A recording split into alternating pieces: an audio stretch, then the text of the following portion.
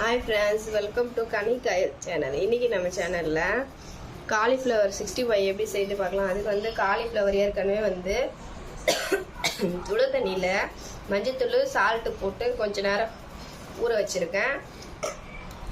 இந்த side masala 65 masala chicken 65 masala வந்து கொஞ்சோண்டு சால்ட் சேர்த்துருக்கேன். இஞ்சி பூண்டு ஒரு சிட்டிகை சேர்த்துக்கலாம். இந்த அளவுக்கு இஞ்சி பூண்டு சேர்த்துக்கிறேன். இது எல்லாத்தையும் மிக்ஸ் பண்ணிக்கலாம். இப்போ வந்து நான் காலிஃப்ளவர் அந்த மசாலாவில் தண்ணி ஊற்றலை. ஏன் தண்ணி ஊற்றலைன்னா நம்ம இதை எடுத்து போட சொல்ல கொஞ்சம் தண்ணி வரும், அதனால தண்ணி ஊற்றலை ஃப்ரெண்ட்ஸ். கடைசியாக நம்ம சேர்த்துக்கலாம். முதல்ல தண்ணி ஊற்றிச்சுன்னா அப்புறம் மசாலா ரொம்ப தண்ணி ஆகிடும். இது எல்லாத்தையும் தண்ணி வடிகட்டி இதில் ஆட் பண்ணிக்கலாம். இப்போ பாருங்கள், மசாலாலேயே நம்ம தண்ணியே ஊற்றலை. இந்த காலிஃப்ளவர்லேயே கொஞ்சம் தண்ணி இருக்கும். இது பாருங்க அடியில். இதை போட்டு நம்ம நல்லா மிக்ஸ் பண்ணிட்டு ஒரு 1/2 அன் ஹவர் அப்படி இல்லைன்னா ஒரு 50 மினிட்ஸ் ஊற வைக்கணும். ஊறினா தான் மசாலா ஒன்றோட ஒன்று பிரியாது எண்ணெயில். இப்போ பாருங்கள், தண்ணி விடாதே மசாலா பாருங்கள் எவ்வளோ தண்ணி. நம்ம காலிஃப்ளவர் எடுத்து போட சொல்ல கொஞ்சம் தண்ணி வரும்.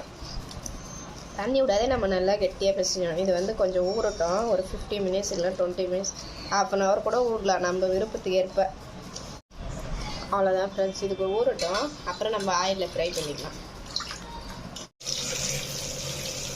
எண்ணெய் காய்ச்சோன்னா நம்ம ஊற வச்ச காலிஃப்ளவரை இப்போ எண்ணெயில் ஆட் பண்ணிக்கலாம். எண்ணெயில் ஆட் பண்ணி நல்லா பொரிச்சு எடுத்துக்கலாம்.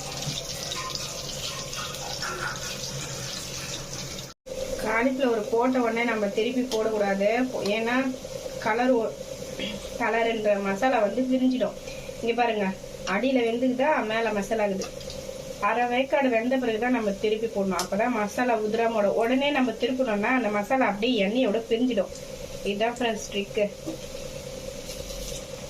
இப்போ பாருங்கள், நான் திருப்பி விட்ற மசாலா பாருங்கள் எண்ணெயில் பிரியவே இல்லை. ஆனால் ஒரு சைடு மசாலா அப்படியே தான் இருக்குது. பார்த்தீங்களா, மசாலா ஒன்று கூட எண்ணெயில் பிரியல.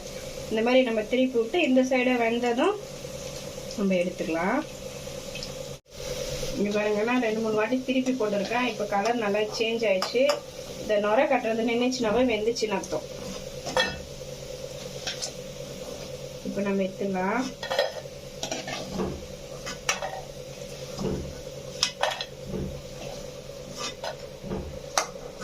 அவ்வளோதான் ஃப்ரெண்ட்ஸ்.